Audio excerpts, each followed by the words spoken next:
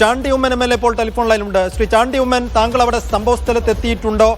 എന്താണ് ഈ അപകടത്തെക്കുറിച്ച് താങ്കൾക്കുള്ള വിവരങ്ങൾ? ഞാൻ തിരുവല്ലയിൽ നിന്ന് എന്റെ ഉണ്ടായത്, അവിടുന്ന് ഞാൻ പരിപാടികളൊക്കെ റദ്ദാക്കി ഞാൻ അങ്ങോട്ടൊന്ന് ചെല്ലുകയാണ്. പക്ഷെ ഇത് ഏറ്റവും ഖേദകരമായിട്ടുള്ള ഒരു സംഭവമാണ്. പ്രത്യേകിച്ച് നമ്മുടെ മെഡിക്കൽ രംഗത്തെ മുൾമുനയിൽ നിർത്തുന്ന ഒരു സമീപനമാണ് ഈ സർക്കാർ കഴിഞ്ഞ 9 വർഷക്കാലമായി എടുത്തുകൊണ്ടിരിക്കുന്നത്. നിങ്ങൾക്കറിയാം, ഇത് അവിടെ ഒഴിഞ്ഞ കെട്ടിടമാണെന്നൊക്കെ പറയുന്നത്, പക്ഷെ ആൾക്കാർക്ക് പരിക്ക് പറ്റുന്ന ഒരു സാഹചര്യം ഉണ്ടായില്ല. ഇത് തകർന്നു വീഴുന്ന ഒരു സാഹചര്യം ഉണ്ടെങ്കിൽ അത് പൊളിച്ചു മാറ്റാനുള്ള ഉത്തരവാദിത്തമില്ലേ? അവിടെ ഒരാളെ അങ്ങോട്ട് കടത്തി വിടാൻ പാടില്ലല്ലോ. അപ്പൊ എനിക്ക് അതിന്റെ ഭൗതിക സാഹചര്യം അവിടെ ചെന്നാൽ മാത്രമേ കാണുവാൻ സാധിക്കത്തുള്ളൂ, ആർക്കെങ്കിലും എന്തെങ്കിലും പറ്റിയോന്ന് അന്വേഷിക്കാൻ പറ്റത്തുള്ളൂ. പക്ഷേ കഴിഞ്ഞ കുറെ നാളുകളായി സർക്കാർ എടുക്കുന്ന ഒരു അനാസ്ഥ, സർക്കാരിന്റെ ഒരു അനാസ്ഥ.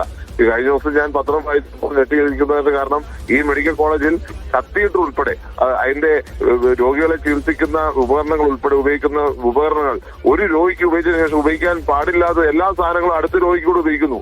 അണുബാധ ഉണ്ടാക്കാൻ വേറെ എന്തെങ്കിലും വേണോ? അങ്ങനെ ഉള്ളൊരു സാഹചര്യം ലോകത്ത് എവിടെയെങ്കിലും, ഏറ്റവും വികസിത രാജ്യങ്ങൾ എവിടെയെങ്കിലും ഇങ്ങനെ അനുഭവിച്ചാൽ അവർ കൊലക്കുറ്റത്തിന് വരെ കേസെടുക്കാൻ ചാൻസ് ഉള്ളതാണ്. അവിടെയാണ് ഇങ്ങനെ ഒരു തരത്തിൽ ഉപയോഗിച്ചുകൊണ്ട് കാര്യങ്ങൾ മുന്നോട്ട് പോകുന്നത്.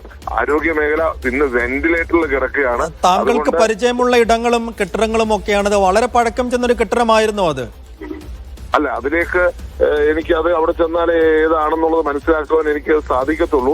എന്താണെങ്കിലും അതിന് ഒരു നിലപാട് സർക്കാരിന് ഉണ്ടാവണ്ടേ? ഒരു എന്തൊക്കെ പ്രശ്നങ്ങൾ ഒരു മെഡിക്കൽ കോളേജിലോ അല്ലെങ്കിൽ സ്ഥാപനങ്ങളിലോ ഉണ്ടെന്ന് അറിയാൻ സർക്കാരിന് ബാധ്യതയില്ലേ? നിങ്ങൾക്കറിയാം, ഉമ്മൻചാണ്ടി സർക്കാർ 14 ജില്ലയിലും മെഡിക്കൽ കോളേജ് കൊണ്ടുവരണമെന്ന ആഗ്രഹത്തിൽ, അതിൽ തിരുവനന്തപുരത്ത് ഒരു എക്സ്ട്രാ മെഡിക്കൽ കോളേജ്, 2ാമത്തെ മെഡിക്കൽ കോളേജ് എന്നുള്ള ആഗ്രഹത്തിൽ പല പ്രവർത്തനവും നടത്തിയാണ്. ഇത് അതൊന്നും പൂർത്തീകരിക്കുവാൻ ഈ സർക്കാരിന് 9 വർഷം കൊണ്ട് സാധിച്ചിട്ടില്ല.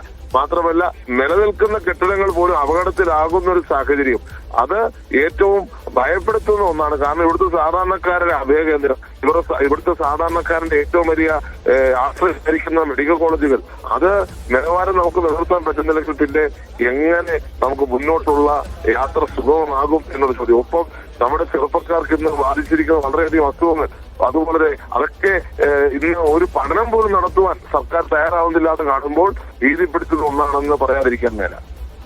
നന്ദി ശ്രീ ചാണ്ടി ഉമ്മൻ പ്രതികരിച്ചതിന്. ശ്രീ ചാണ്ടി ഉമ്മൻ MLA അടക്കം അങ്ങോട്ടേക്ക് എത്തിക്കൊണ്ടിരിക്കുകയാണെന്ന് മനസ്സിലാക്കുന്നു. എന്തായാലും കോട്ടയം മെഡിക്കൽ കോളേജിനകത്ത് 11-14 വാർഡുകളുടെ 11-14 വാർഡുകൾ പ്രവർത്തിച്ചിരുന്ന കെട്ടിടത്തിന്റെ ഒരു ഭാഗമാണ് ഇടിഞ്ഞു പൊളിഞ്ഞു താഴേക്ക് വീണത്. വലിയ കാലപ്പഴക്കമുള്ള കെട്ടിടമാണെന്ന് മാറ്റാനിരുന്നതും ഉപേക്ഷിക്കാനിരുന്നതുമാണ് ആ കെട്ടിടമെന്ന് മന്ത്രിമാർ, ആരോഗ്യമന്ത്രി വീണ ജോർജ് അടക്കം പറയുന്നുണ്ട്. പക്ഷേ ഉപേക്ഷിക്കാനിരുന്ന കെട്ടിടത്തിലും ആ ഘട്ടത്തിലും ആളുകളുണ്ടായിരുന്നു എന്ന അങ്ങേയറ്റം വീഴ്ച ഉണ്ടാക്കുന്ന, അനാസ്ഥ ഉണ്ടാക്കുന്ന ഒരു കാഴ്ചയാണ് ഇപ്പോൾ അവിടെ നിന്ന് കാണാൻ കഴിയുന്നത്. 2 പേർക്ക് പരിക്ക് പറ്റിയിട്ടുണ്ട്. ജോസി ബാബു തുടരുന്നുണ്ട്. ജോസി, ആ കെട്ടിടത്തിനകത്താണ് ജോസി ഇപ്പോൾ ഉള്ളത്. ഈ അപകടം നടക്കുന്ന ഘട്ടത്തിൽ അതിനകത്ത് ആളുണ്ടായിരുന്നോ?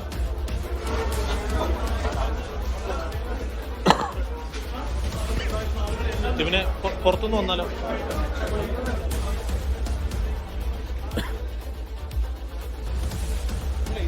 PC, ഞാൻ ഈ കെട്ടിടത്തിന്റെ സമീപത്താണ് നിൽക്കുന്നത്. നമുക്ക് ദൃശ്യങ്ങളിൽ കാണാം ഈ 11-14 വാർഡിന്റെ ശുചിമുറിയുടെ ഒരു ഭാഗമാണ് താഴേക്ക് പതിച്ചത്.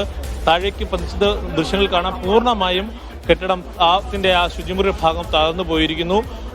14 വയസ്സുകാരി ഒരു പെൺകുട്ടി, ഒരു പുരുഷനും ആ സമയത്ത് ഈ ശുചിമുറി കെട്ടിടം ഉപയോഗിക്കുന്നുണ്ടായിരുന്നു. അവർക്കാണ് പരിക്കേറ്റിരിക്കുന്നത്. അവരെ കോട്ടയം മെഡിക്കൽ കോളേജിന് തന്നെ കാഷ്വാലിറ്റിയിലേക്ക് മാറ്റിയിട്ടുണ്ട്. എന്തായാലും ഇപ്പോൾ നമുക്ക് ഇതിന്റെ കെട്ടിടത്തിന്റെ ദൃശ്യങ്ങളടക്കം പങ്കുവെക്കുന്നതിന്റെ ഒരു പരിമിതി ഇപ്പോൾ വന്നിരിക്കുന്നത്. ഇപ്പോൾ ഈ വാർഡിന്റെ ദൃശ്യങ്ങൾ പകർത്തിയതിനു ശേഷം ഇപ്പോൾ പോലീസ് ഈ വാർഡിലേക്ക് കയറുന്നതിനൊരു നിയന്ത്രണം ഏർപ്പെടുത്തിയിട്ടുണ്ട്.